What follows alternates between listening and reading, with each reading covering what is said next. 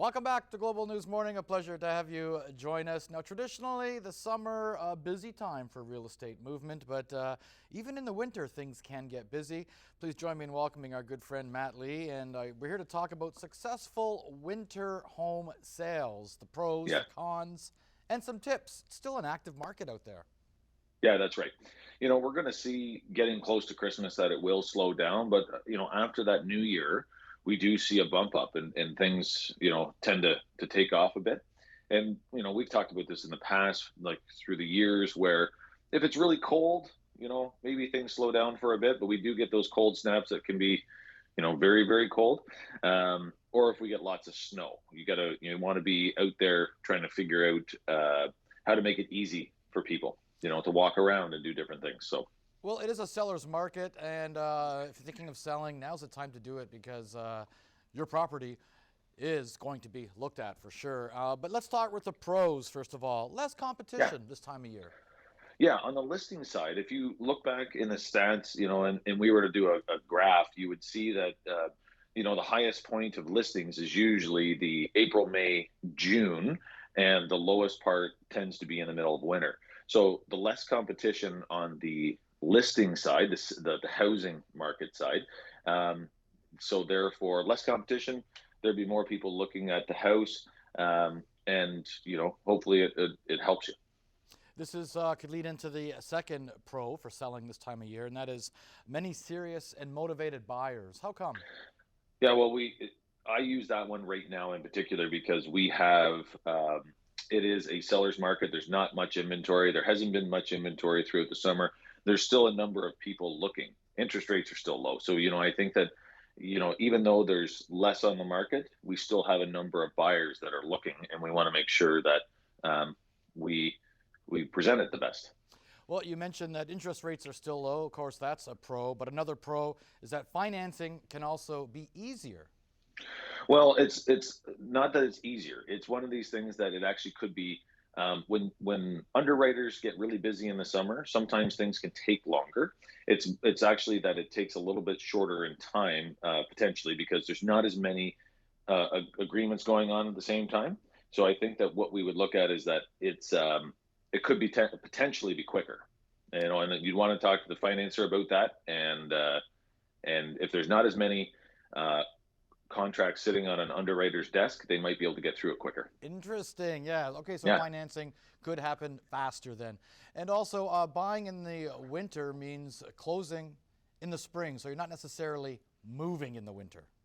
Yeah. It's interesting because like the fall is a busy market, and I've bought two different homes in November, and I ended up moving in January. And it's just funny, but if you buy a house in January or February, you tend to be moving in April, May, June. So that's a bonus. You get ready, you're kind of coming in when the snow is gone. Even though you're actually buying it, purchasing it in the middle of winter, you don't move until later. That could lead into some cons here, Yeah. some cons of selling in the winter, and that is a little bit more messy with the snow. Yeah, so if you're looking at it from a seller's point of view, you think, okay, what is going to be? It might be a little more work. So if we look at it from the work side of, if you have a number of showings coming in, they're dragging salt and they're dragging snow in because they're coming in your driveway, and you want it to be safe for people walking through. So when they step in the front door, there might be a little more cleanup to that. So Not a whole lot, but just a little bit, yeah. And yeah. another con is curb appeal this time of year. Yeah. So if you have nice, like we had a sheet of snow there last week and it looked beautiful, but when the snow melts and it looks really gray, it might be a little harder to take pictures. But, in saying that, people understand what time of year it is, and they will look past that a bit. So, And often plows will sometimes leave a big thing of mud, maybe on the edge of the driveway and the lawn. Doesn't look good. yeah, it's the gravel and, all of that. So it tends to, yeah, you tend to get it looks a little dirtier, so it's nice to try to get pictures when you know a snowfall's coming. And some hibernate in the winter due to the cold. Right. So what happens, I find, and been doing this for 20 plus years now, I find that if we get into a cold snap, people will go and look at houses if it's something that's really on their list.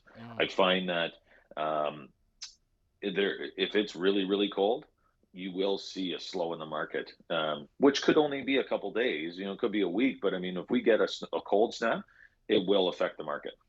Well, we've talked about pros, cons. Let's talk about some tips, and that is provide extra lighting. We're dealing with less Yes. daylight, so you're going to have to. That's right. So we're dealing with less daylight.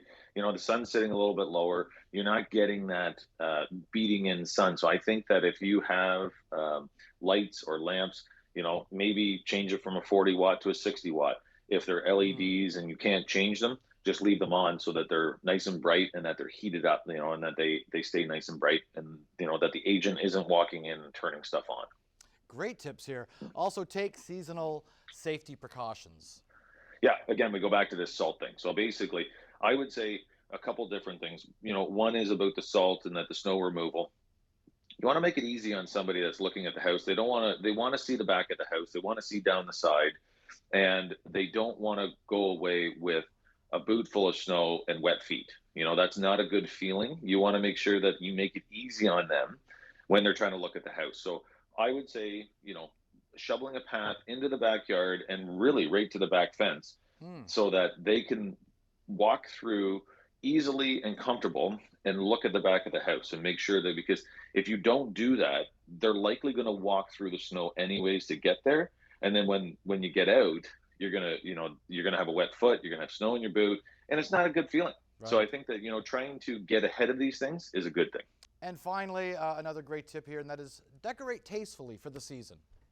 Yeah. So I think that everybody kind of has that, you follow the stores. Like, I think that once Halloween's done, you take all of the Thanksgiving and Halloween stuff down and you start getting into the Christmas stuff. Just don't leave it. If all of a sudden it's, the middle of November and you still have Thanksgiving stuff up, I think that, it just doesn't look as nice. I think that you can start decorating for the season and make it look very tasteful. I wouldn't overdo it if you're selling your house. Like, if you are a holiday person, you're a Christmas person, and you always put out these a large amount of decorations, I would talk to the real estate person about how much you actually do if you're going to be showing the house, because I think that don't overdo it. Right. But if you're not selling, then do it all. So. I love that tip about follow what the stores do, especially the dollar stores. I find, I keep track of the holidays from the dollar stores. They do a great job. They just roll through. That's it. Always great advice, great tips. So we thank you so much, Matt Lee. Great. Bye-bye. Real Estate Tips, brought to you by Matt Lee of Royal LePage.